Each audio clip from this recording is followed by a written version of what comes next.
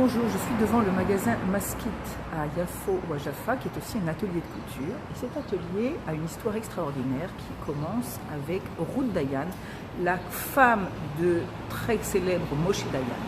Et donc Ruth Dayan, dans les années 50, elle aussi a un travail dans l'établissement de l'État d'Israël récemment créé. Et elle travaille au ministère de l'Agriculture où elle est chargée d'incorporer tous ces nouveaux immigrants de tous les pays du monde et de les faire travailler en agriculture. Au cours de l'une de ces balades pour son travail, elle se rend compte qu'il y a toute une tradition de textile, de broderie et d'un savoir-faire de femmes venant d'horizons très très différents, yéménites, bulgares, marocaines, etc. Et elle a une idée géniale, qui se confirmera comme étant géniale par la suite, c'est de créer une maison de mode gouvernementale en utilisant tout ce savoir-faire.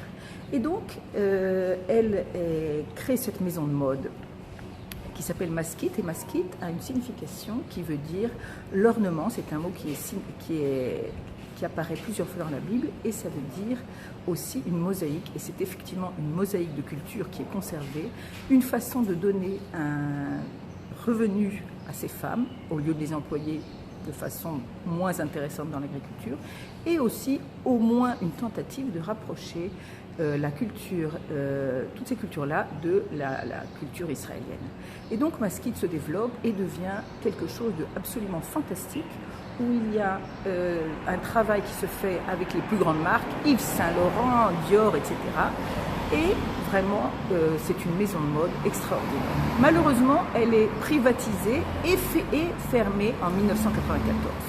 Et donc, c'est la fin momentanée de Maskit, mais dans les années 2000, une jeune créatrice de mode, Sharon Tal, qui travaille à l'étranger et qui revient en Israël, et passe un moment au chômage et décide de tenter le tout pour le tout et contacte Ruth Dayan. Ruth Dayan, à ce moment-là, a 96 ans.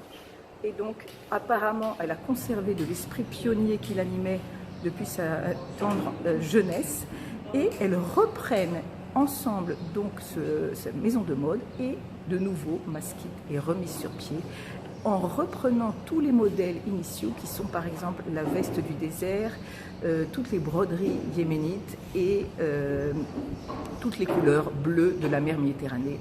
Donc réellement une mosaïque et un ornement qui font honneur donc à cette maison de mode.